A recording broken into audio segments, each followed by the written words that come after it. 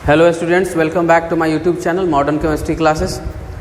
Quantum number पर part 2 वाला lecture है। इसमें बात कर रहे थे हम लोग एजीमुथल क्वांटम नंबर पर। एजीमुथल क्वांटम नंबर पर हम बात कर लिए थे कि उसमें नंबर ऑफ इलेक्ट्रॉन कैसे निकालते हैं, नंबर ऑफ ऑर्बिटल्स कैसे निकालते हैं और उसका फॉर्मूला।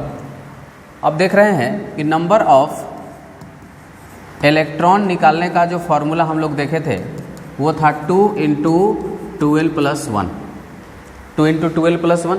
और इसमें हमें मिला था S के लिए 2 इलेक्ट्रॉन, P के लिए 6 इलेक्ट्रॉन, D के लिए 10 इलेक्ट्रॉन और F के लिए 14 इलेक्ट्रॉन।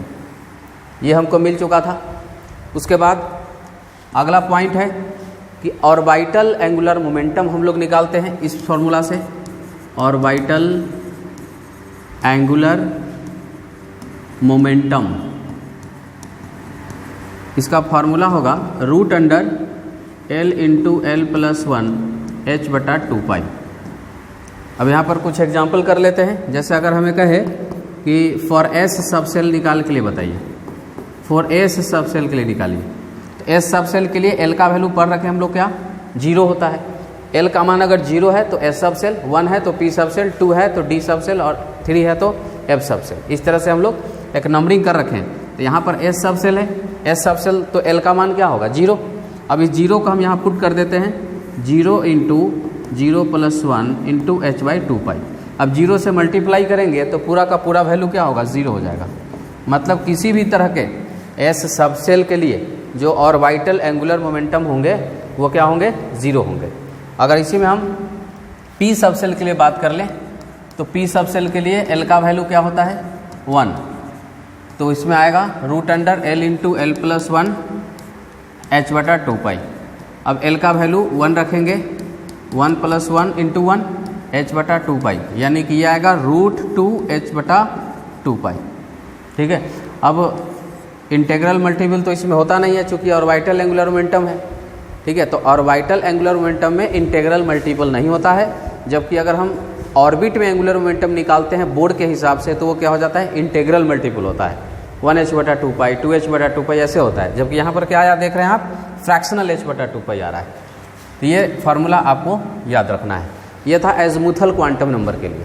अब देखिए यहाँ पर नंबर ऑफ ऑर्बिटल्स का हम लोग एक फार्मूला देखे थे ऑर्बिट में। यहाँ पर एक समरी कर देते हैं, डिफरेंस पता चलेगा। सम अप कर देते हैं सभी फार्मूला का एक साथ। जैसे एक पढ़े हैं 2n², दूसरा पढ़े हैं n², तीसरा पढ़े हैं 12 + 1 और चौथा पढ़े हैं 2 × 12 + 1। आप इस टर्म को देखिए, इसका क्या क्या मतलब होता है।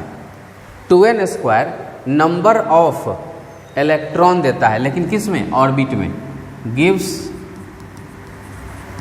Number of electron in orbit.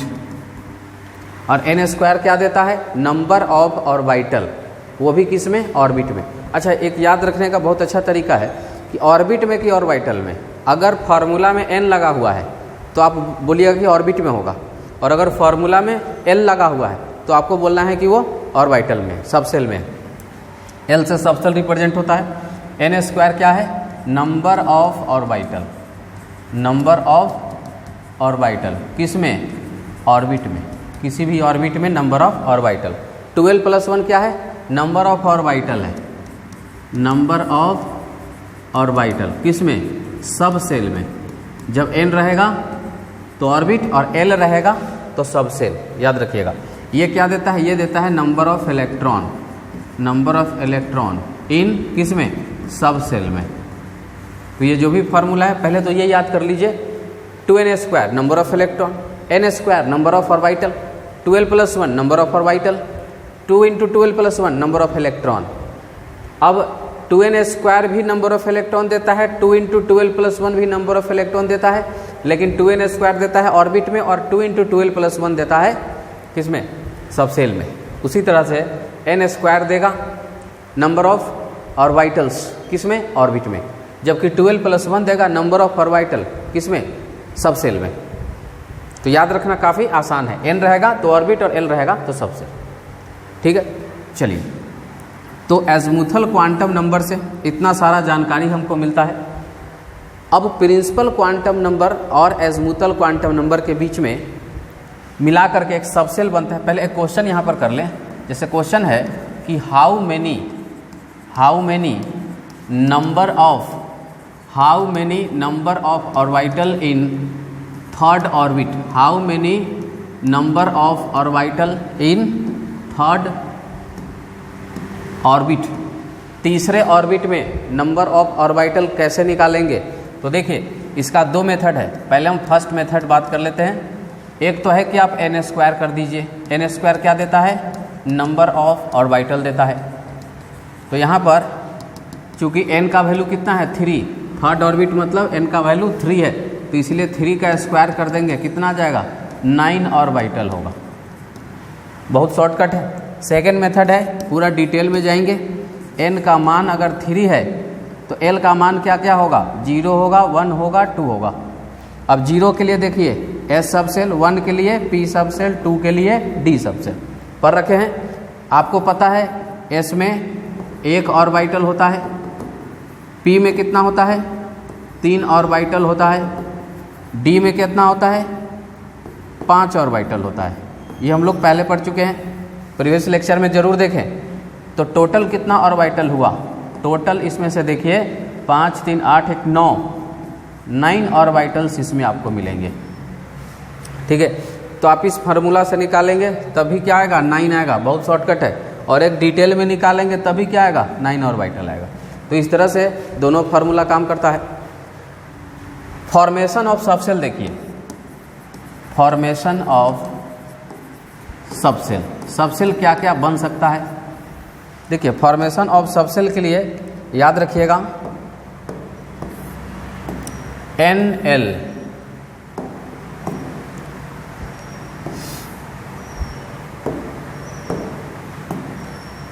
N and L, ये आपको याद रखना है। जिसमें जो N होता है वो होता है ऑर्बिट नंबर, वो क्या होता है ऑर्बिट नंबर, और L जो होता है ये होता है सबसेल। ये क्या होता है सबसेल। तो आप एक वैलिड N और L का वैल्यू लीजिएगा। जैसे हम बात करें कि अगर N का मान 1 है तो L का मान क्या होगा 0, और 0 के लिए कौन सा सबसेल होता है S सबसेल होता है। तो क्या हो जाएगा टाइप ऑफ सबसेल क्या बनेंगे, टाइप्स ऑफ सबसेल क्या बनेंगे, ये बनेंगे 1s। ठीक है, 1 क्या है N, और L के जगह 0 आएगा, और 0 के लिए जो सबसेल होता है वो यहाँ पर लिख देना है। तो ये क्या बन गया 1s सबसेल। उसी तरह से अगर मान लीजिए N का मान 2 है, मतलब सेकेंड ऑर्बिट, और सेकेंड ऑर्बिट में कितने सबसेल बनेंगे, सेकेंड ऑर्बिट में L का वैल्यू देखिए एक 0 आएगा और एक 1 आएगा। तो 0 आएगा तो S हो जाएगा, 1 आएगा तो P हो जाएगा। अब एक बार इस S को 2 के पास रखिए तो 2S हो जाएगा, और एक बार इस P को 2 के पास रखिए तो 2P हो जाएगा। तो इसलिए दो तरह के टाइप्स ऑफ सबसेल बनेंगे। टाइप्स ऑफ सबसेल कितना क्या क्या होगा 2S एंड 2P, दो तरह के सबसेल बने। फर्स्ट ऑर्बिट में एक तरह के सबसेल, सेकेंड ऑर्बिट में दो तरह के सबसेल। और उसी तरह से अगर n = 3 बात करें तो L का मान क्या होगा 0 1 2, 0 1 2। अब 0 के लिए क्या होता है S, 1 के लिए क्या होता है P, 2 के लिए क्या होता है D। अब इस S को यहाँ पर ले जाएंगे, फिर P को ले जाएंगे, फिर D को ले जाएंगे। तो टाइप्स ऑफ सबसेल देखिए क्या हो गया, टाइप्स ऑफ सबसेल हो जाएगा एक बार 3S, एक बार 3P, एक बार 3D। एक और निकालते हैं, अगर n का वैल्यू 4 हो गया तो L का वैल्यू क्या आएगा, हमेशा L का वैल्यू 0 से स्टार्ट होता है और n के वैल्यू से 1 पहले तक रहता है। तो L क्या हो जाएगा 0 1 2 एंड 3, 4 वैल्यू आए। 0 के लिए क्या होगा, 0 के लिए S सबसेल होगा, 1 के लिए 0 के लिए S होगा, 1 के लिए P होगा, 2 के लिए D होगा, 3 के लिए F होगा। ये हम लोग पढ़ चुके हैं, ठीक है। तो टाइप्स ऑफ सबसेल देखिए, टाइप्स ऑफ सबसेल देखिए, 4 के पास S रखेंगे, फिर P रखेंगे, फिर D रखेंगे, फिर F रखेंगे, ठीक है। तो क्या क्या बनेगा, 4S 4P 4D 4F, इतने सारे। तो देखिए एक चीज़ यहाँ पर क्या कंक्लूजन निकल रहा है कि फर्स्ट ऑर्बिट था तो एक सबसेल था, सेकेंड ऑर्बिट था 2 सबसेल था, थर्ड ऑर्बिट था 3 सबसेल था, फोर्थ ऑर्बिट में निकाले 4 सबसेल। मतलब कि जितना नंबर ऑफ ऑर्बिट है उतना ही नंबर ऑफ सबसेल होता है, यानी कि number of orbit equal to number of subshell, ठीक है। तो इस तरह से हम लोग टाइप्स ऑफ सबसेल निकालते हैं। और क्वेश्चन जो है इसमें इस तरह से पूछ लिया जाता है कि बताइए which of the following subshell is not valid. Question हम एक कर देते हैं फटाफट, which of the following subshell, which of the following subshell is not permissible. कौन सा सबसेल परमिसिबल नहीं है, यानी कि वैलिड नहीं है। ऑप्शन देते हैं 2P 3S 2D, ये C होगा, एंड D में 3P, ठीक है। तो क्वेश्चन देखिए और इसका आंसर कीजिए। इसका सही आंसर होगा 2D। 2D सबसेल कभी भी पॉसिबल नहीं होगा।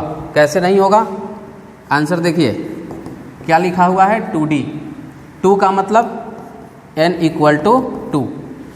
अब आप सोचिए n इक्वल टू जब 2 होता है तो अभी आपने पढ़ा है कि L का वैल्यू क्या होगा, 0 और 1, यानी कि या तो ये 2S बनाएगा या फिर 2P बनाएगा। इसमें 2D के लिए कोई नंबर ही नहीं है, इसलिए 2D कभी भी पॉसिबल नहीं होगा। तो इस तरह से इसका आंसर क्या हो जाएगा, C हो जाएगा। तो ये था क्वांटम नंबर का एज़मुथल क्वांटम नंबर। अगला क्वांटम नंबर पर हम लोग आते हैं जिसको कहते हैं मैग्नेटिक क्वांटम नंबर। ये था एज़मुथल क्वांटम नंबर। अब आ जाते हैं मैग्नेटिक क्वांटम नंबर। ये क्या देता है, जैसा हम लोग पढ़ रखे हैं कि principal quantum number size of atom को रिप्रेजेंट करता है। प्रिंसिपल क्वांटम नंबर किसको रिप्रेजेंट करता है, साइज को। Azimuthal quantum number shape of subshell को रिप्रेजेंट करता है। और मैग्नेटिक क्वांटम नंबर ओरिएंटेशन को के बारे में बताता है। It gives orientation of orbital. ये ऑर्बिटल के ओरिएंटेशन के बारे में बताता है। ऑर्बिटल का क्या ओरिएंटेशन होगा, एक्स एक्सिस पर होगा कि वाई एक्सिस पर होगा कि जेड एक्सिस पर होगा, इसके बारे में बताता है। इसका वैल्यू कैसे निकलता है, देखिए its value is m equal to -L to +L। -L से +L चलता है। जैसे अगर मान लीजिए L का वैल्यू 0 है तो m का वैल्यू भी 0 होगा, क्योंकि -0 से +0 तो 0 ही होता है। अगर L का वैल्यू 1 है तो m क्या हो जाएगा, -1 से लेकर के और +1 तक। यानी कि कौन कौन वैल्यू आ सकता है, -1 0 एंड +1।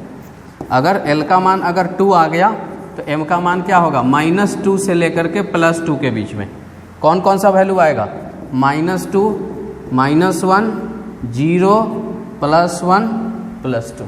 उसी तरह से अगर L का वैल्यू 3 हो जाता है तो m का वैल्यू क्या होगा, -3 से +3। कौन कौन सा वैल्यू आएगा, -3 -2 -1 0 +1 +2 +3। ये देखिए इतना सारा वैल्यू आएगा। अब एक और चीज़ आप यहाँ पर ऑब्जर्व कर सकते हैं कि L का वैल्यू कितना है। जैसे इसमें 3 वैल्यू आया तो 1 के लिए कौन सा सबसेल होता है, P सबसेल। 1 के लिए P सबसेल। कितना ऑर्बिटल होता है, 3 ऑर्बिटल। तो देखिएगा यहाँ M का 3 वैल्यू आया होगा। 2 के लिए क्या होता है, D सबसेल। और D में कितना ऑर्बिटल, 5 ऑर्बिटल। तो यहाँ पर देखिएगा 5 वैल्यू यहाँ पर आया है।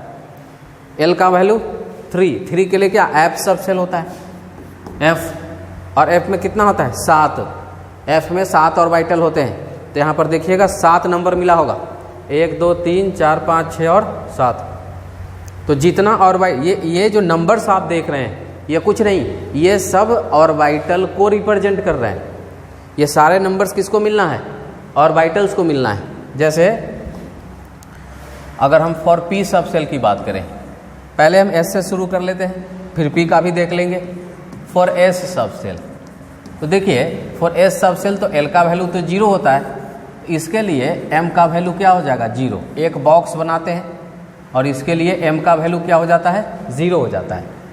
उसी तरह से फॉर पी सब सेल अगर हम बात करेंगे, पी सब सेल, तो एल का वैल्यू क्या होगा? 1, और एल का वैल्यू 1 होगा, तो एम का वैल्यू क्या होगा? -1 0 और +1। और आप जानते हैं पी सब सेल में कितना ऑर्बिटल बनाते हैं? 3 ऑर्बिटल बनाते हैं। ठीक है, तीनों ऑर्बिटल कैसे रिप्रेजेंट होगा? -1 0 एंड +1। उसी तरह से फॉर अगर हम डी सब सेल की बात करें, डी सब सेल, तो डी सब सेल एल के 2 के लिए आता है, तो एल के 2 के लिए आता है, तो एम का वैल्यू क्या होगा? -2 -1 0 +1 +2। तो इसीलिए एम का वैल्यू क्या हो जाएगा? सॉरी 2 के लिए कौन सा होता है? डी सब सेल। और डी सब सेल में कितना ऑर्बिटल? 5 orbital, 5 box, 5 box. और वैल्यू कैसे शो करेंगे? -2 -1 0 +1 एंड +2, इस तरह से शो करते हैं। और इसमें एक और ख़ास बात क्या है कि ये जो नंबर्स है ये एक्सिस को रिप्रेजेंट कर रहा है। ये जो नंबर है किसको रिप्रेजेंट कर रहा है? एक्सिस को रिप्रेजेंट कर रहा है। आपको पता होगा कि 3 एक्सिस होता है, x axis, y axis and z axis. आप किसी को एक्स और किसी को वाई और किसी को जेड मान सकते हैं, और ये सभी जो होते हैं 90 डिग्री पर होते हैं। ये सभी क्या होते हैं? 90 डिग्री पर। चलिए इसको समझते हैं। जैसे डायरेक्शन हमें बात करें, P के जो 3 ऑर्बिटल्स हैं वो होते हैं Px, Py, Pz। पहले हम नंबर लिख लेते हैं। देखिए इधर हम सब सेल लिखते हैं और इधर हम m लिखेंगे, सब सेल या फिर ऑर्बिटल। देखिए पी सब सेल में 3 ऑर्बिटल कौन कौन? Px, Py, Pz। याद रखिएगा जेड एक्सिस के लिए हमेशा m का वैल्यू 0 रहता है, ये फिक्स वैल्यू है। कहीं पर भी z होगा उसका वैल्यू क्या होगा? 0। Pz यानी जेड एक्सिस पर ये क्या हो जाएगा? 0। और ये x और y के लिए किसी को +1 और किसी को -1 आप दे दीजिए। तो मान लीजिए यहाँ पर इसको +1 देते हैं तो यहाँ पर क्या दीजिएगा? -1 दीजिएगा। उसी तरह से D में आ जाते हैं। देखिए D में 5 ऑर्बिटल होते हैं। D में 5 ऑर्बिटल कौन कौन होता है? याद कर लीजिए, dxy, dyz, dxz, dx² -y² and dz²। ठीक है, देखिए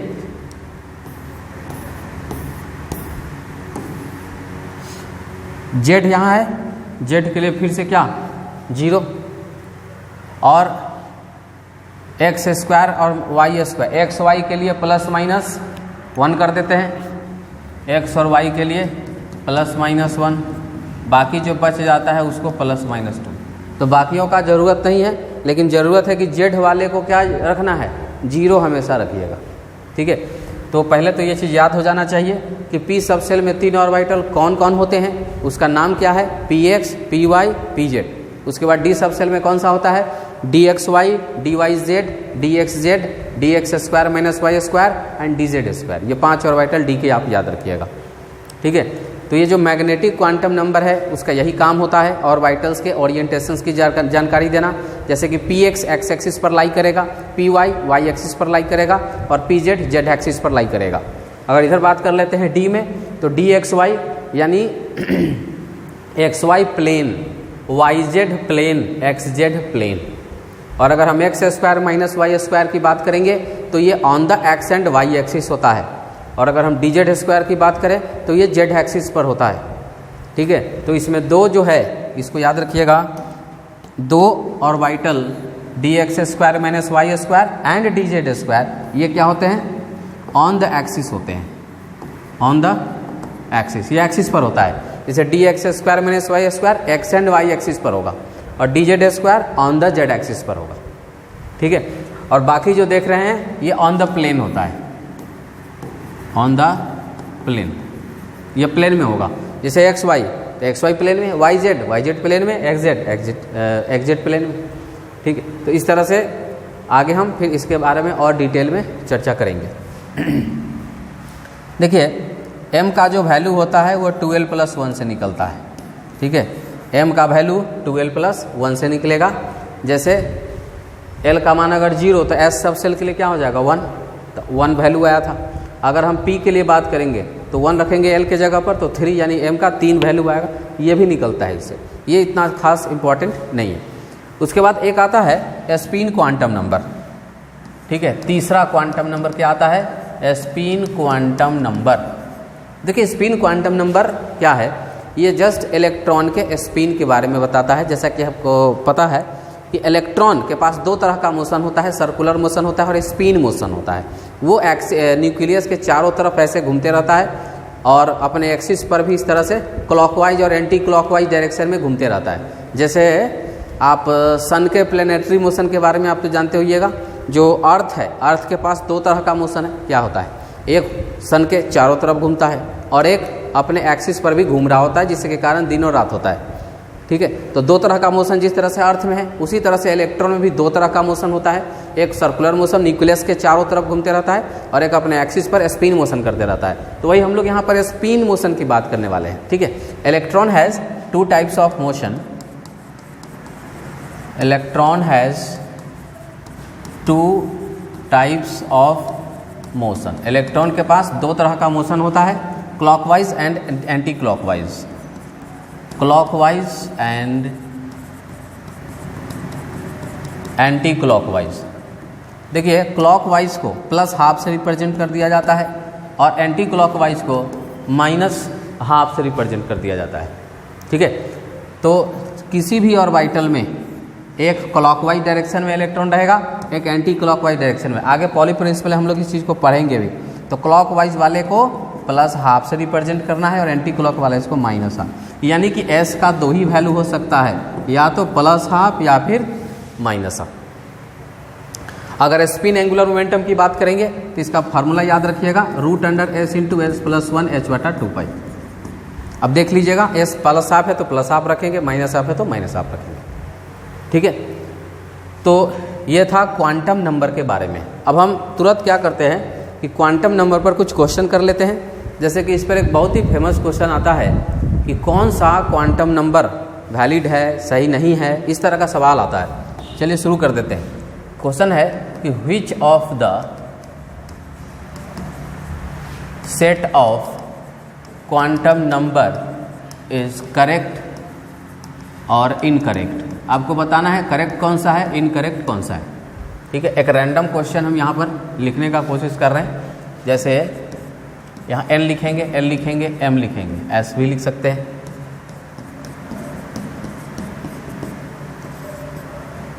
रिवीजन जरूर रखिएगा। 2 3 5 +½ 3 2 -2 -½ 0 1 2 3 2 -1 0 +½ रैंडम क्वेश्चन है, बस हमको बताएंगे थ्योरी से कैसे चेक करते हैं। 3 2 -1 +½ 4 0 0 -½